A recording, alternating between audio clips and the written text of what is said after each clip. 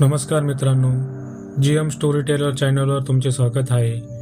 कथा सुरू करण्यापूर्वी माझी तुम्हाला एवढीच विनंती आहे की तुम्ही चॅनलवर जर पहिल्यांदाच आला असाल तर चॅनलला सबस्क्राईब नक्की करा आणि तुम्ही तुमच्या कथा किंवा तुम्हाला आलेले अनुभव आमच्या जीमेल ID वर पाठवू शकता. तुमचे अनुभव आम्ही आमच्या चॅनलवर प्रकाशित करू. जास्त वेळ न घेता कथेला सुरुवात करूया. कोल्हापुरातील एक छोटेसे गाव भिरवंडी. डोंगराळ भागात असलेले हे छोटेसे पण अतिशय सुंदर असे गाव. जेमतेम 100 घरे असतील. गावातच प्राथमिक शाळा होती. गावातल्या मुख्य रस्त्याला लागूनच थोड्या अंतरावर ही शाळा. शाळेसमोर मुलांना खेळायला पटांगणही होते. शाळेला लागूनच एक डोंगर होता. डोंगरावर माळ आणि लोकांची शेतजमीन होती. शेतजमीन संपत होती तिथून पुढे छोटेसे जंगल चालू होत होते. हे जंगल पार करून गेल्यावर थेट दुसऱ्या गावाची वेस लागत होती. जंगल फार मोठे नसले तरी घनदाट झाडाझुडपांनी वेढलेले होते. साप, विंचू आणि इतर विषारी प्राणी तेथे वास करीत होते. गावातील लोक हे जंगल पार करायचे असल्यास 10 ते 15 जणांचा घोळका तयार करूनच येथून जात असत आणि तेही दिवसा. रात्री कोणी येथून जाण्याची हिंमत करीत नव्हते आणि या गोष्टीला कारणही तसेच होते. सुनंदरान असे या जंगलाचे नाव होते. हे नाव का आणि कसे पडले हे माहीत नाही, पण गावातील लोक सुनंदाचे जंगल म्हणूनच बोलत. भिरवंडी गावच्या शेजारच्या गावात मोठा उरूस होता. दरवर्षीप्रमाणे भिरवंडी गावातील लोकही या यात्रेच्या निमंत्रणाला मान देऊन यात्रेला जात होती. बैलगाड्या, मोटरगाड्या भरून लोक यात्रेला जात होती. यात्रा सुरळीत पार पडल्यानंतर यात्रेला उधाण आले. तमाशाचे फड उतरू लागले. तसे गावातील तरुणांची चलबिचल वाढू लागली. भिरवंडी गावातील तरुण सुद्धा तमाशा बघायचा म्हणून घरातून रात्रीची निघत ते थेट सकाळी परत येत. जत्रेचा 3रा दिवस होता. रंगा शेतातील कामं झपाट्याने आवरत होता, कारण त्यालाही रात्री तमाशा पाहायला त्याच्या जिवलग मित्र शंकर सोबत जायचे होते. रंगा रात्री तमाशाला जायचे म्हणून तयार होऊन बसला. शंकर मोटारसायकल घेऊन येणार होता, पण तो पायी चालत त्याच्या घरी आला. मोटारसायकलबद्दल विचारल्यावर शंकरने मोटारसायकल बंद पडल्याचे सांगितले. रात्रीची वेळ होती. जायचे कसे हा विचार पडला होता. मुख्य रस्त्याने चालत गेलं तर खूप उशीर होणार, तमाशा पण बघायला मिळणार नाही आणि दमछाक होईल ती वेगळीच. तेवढ्यात शंकर म्हणाला, रंग्या, आज शेवटचा तमाशा आहे, बघितलाच पाहिजे गड्या. तसं रंग्या म्हणाला, अरे हो, पर जायचं कसं आता? सगळे पोरं पण गेले आधीच, कोणीच नाही आपल्यासोबत. मान गरागरा फिरवत शंकर उठला आणि म्हणाला, ते काही नाही, उठ, जंगलाच्या वाटेने जाऊ आपण. जंगलातून जायचे म्हटल्यावर रंग्या थोडा बावरला, पण तमाशाचे खूळ डोक्यावर नाचत होते. दोघे उठले आणि चालत माळा रानावर येऊन पोचले. समोर घनदाट जंगल होते. आकाशात अर्धचंद्र आणि चांदण्या टिमटिमत होत्या. त्यांचा निळसर प्रकाश पडला होता. हातात छोटा दिवा घेऊन दोघे जंगलात शिरले. पायाखालचा सुकलेला पाचोळा करकर वाजवीत दोघे घाईघाईत चढ उतार करीत निघाले होते. भयान अशा रानात रंगा आणि शंकर दोघे चालत होते. कधी कुत्र्याचे रडणे ऐकू येई तर कधी घुबडाचे घोघू. दोघे आता जंगलाच्या मध्यावर येऊन पोचले होते. समोर मोठमोठी झाडं होती. हवेतला गारवा कमालीचा वाढला होता आणि अचानक चालता चालता रंग्या थांबला. तसं शंकरने त्याला विचारलं, काय रे, काय झालं? शंकर, ये समोरचे झाड बघ, रंग्या चाचरत बोलला.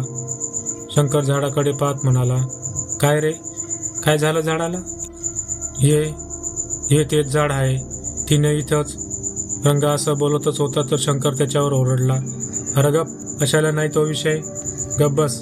रंगा आणि शंकरला गावातील श्रीपत म्हाताऱ्यांनी पूर्वी जंगलात काय झाले होते हे सांगितलेलं होतं.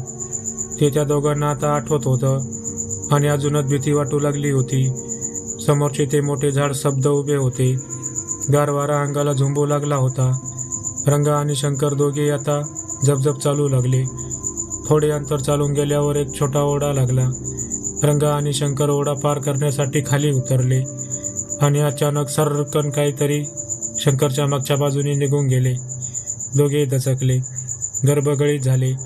घाबरून दोघे इकडे तिकडे बघू लागले, पण काही दिसले नाही. दोघांच्या अंगातील थरथर आता वाढू लागली होती. पोटात गोळा आला होता. झपझप पाय टाकीत दोघे ओढ्याच्या वर आले. एकमेकांचा हात पकडून दोघेही चालत होते आणि पुन्हा पैंजणांचा आवाज कानावर आला तसे दोघेही घाबरले. अंगावर सरसरून काटा आला आणि मानेवरचे केस ताठ झाले. मागे वळून पाहिलं तर कोणी दिसत नव्हते, पण दोघे आता चांगलेच गांगरून गेले होते. एकमेकांना घट्ट चिटकून दोघे लटपटत चालू लागले. 10-12 पावलं चालून जातात एक भेदक किंकाळी दोघांच्याही कानावर आली. दोघांनीही मागे वळून पाहिले तर त्याच क्षणी एक मुंडके सरपटत त्यांच्या दिशेने येताना दिसले. दात विचकलेले, डोळे बाहेर आलेले आणि पूर्ण चेहरा काळ्या रक्ताने माखलेले ते मुंडके त्यांच्याकडे बघून किंचाळत होते. मुंडक्याच्या मागे लांबलचक मान वळवळत होती आणि त्यामागे लिबलिबीत असे शरीर सरपटत होते. दोघांच्याही पायाखालची जमीन सरकली. पळून जाण्यास इतकेही त्राण उरले नाही. पाय लटपटत थरथर कापत होते. एखाद्या अमानवी शक्तीने शरीर जखडून ठेवावे तशी दोघांची अवस्था झाली होती. एकमेकांचे घट्ट पकडलेले हात गळून पडले होते. ते मुंडके दोघांच्या दिशेने भरभर सरपटत येत होते. काही क्षणातच त्या मुंडक्याने शंकरच्या दिशेने झेप घेतली. ते सरळ जाऊन त्याच्या चेहऱ्यावर आदळले. त्याच क्षणी रंगाचे जखडलेले शरीर अचानक हलके झाले. विजेच्या चपळाईने तो तिथून पळत सुटला.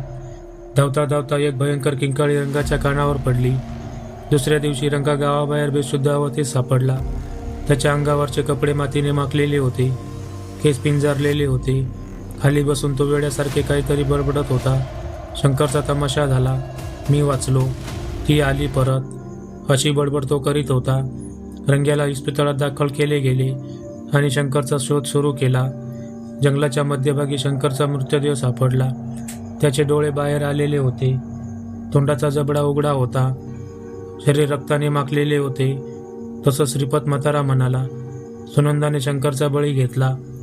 आता ही सुनंदा कोण? गावातील जुन्या लोकांना तिचा इतिहास माहीत होता. श्रीपत म्हातारा सांगू लागला. फार वर्षापूर्वी गावात एका रात्री दरोडा पडला होता. तेव्हा गावातील लोकसंख्या फार कमी होती. दरोडेखोरांनी गावातील घरं लुटली. सोने, नाणे, पैसा तसेच जो दिसेल तो मौल्यवान ऐवज त्यांनी लुटला. काही निर्भीड तरुणांनी खूप प्रतिकार केला, पण त्यात त्यांना प्राण गमावा लागला. त्या निर्दयी दरोडेखोरांच्या सरदाराच्या नजरेत एक स्त्री भरली. सुनंदा असे तिचे नाव होते. त्याने मागचा पुढचा विचार न करता तिला उचलले आणि आपल्यासोबत घेऊन गेला. भयभीत झालेल्या तिच्या नवऱ्यानेही काहीच प्रतिकार केला नाही. सुनंदा रडत किंचाळत होती. दरोडेखोरांच्या तावडीतून सुटण्याचा आटोकाट प्रयत्न करीत होती, पण सारे निष्फळ ठरले आणि तिला तिथून पळून नेण्यात आले. दिवस उजाडला होता. भयभीत झालेल्या सुनंदाच्या नवऱ्याने काही गावकऱ्यांना सोबत घेऊन सुनंदाचा शोध सुरू केला. तेव्हा गावाजवळच्या जंगलात त्यांना सुनंदाचा मृतदेह झाडाला लटकताना दिसला. अतिशय भयंकर असे दृश्य होते ते. सुनंदाचे डोळे खोबडीतून बाहेर पडून लटकत होते. खोबडीच्या खालून सुकलेल्या रक्ताची काळी धार दिसत होती. विचकलेले दात एकमेकांवर दाबून ठेवले होते आणि त्यावर सुकलेल्या काळ्या रक्ताची किनार. हाताची दोन्ही पंजे दुमटलेल्या अवस्थेत आणि शरीर ताठ झाले होते. मृत्यू अवस्थेतही सुनंदाच्या चेहऱ्यावर जळजळीत क्रोध दिसत होता. सुंदर रूपवान सुनंदाचा इतका करुण आणि निर्दयी अंत पाहून लोक हळहळले. ते भयान दृश्य बघून घाबरलेला तिचा नवरा ओरड किंचाळत पळत सुटला. लोकांनी त्याला पकडण्याचा प्रयत्न केला, पण तो सैरावरा पळत तिथून निसटला. पोलिसांनी सुनंदाचा मृतदेह ताब्यात घेतला आणि तिच्या नवऱ्याचाही शोध सुरू केला. 2 दिवसांनी तिचा नवरा जंगलातील विहिरीजवळ मृत अवस्थेत सापडला. त्याचे डोळे विस्फारलेले होते. जणू मरताना समोर त्याने अतिभयंकर असे काही पाहिले असावे. तोंड सताट उघडे होते. मरताना त्याने मोठी भीतीदायक किंकाळी फोडली असावी. काही लोकांच्या म्हणण्यानुसार सुनंदाने आत्महत्या केली होती, तर काही म्हणत दरोडेखोरांनी तिला मारले. सुनंदा आणि तिच्या नवऱ्याच्या या मृत्यूबद्दल गावात मोठा शोक पसरला. बरेच दिवस चर्चा चालू राहिली. पोलिसांचे तपास सत्र चालू होते, पण ठोस असे पुरावे काहीच मिळाले नाहीत. दिवस निघून गेले. तशा चर्चा कमी होत गेल्या.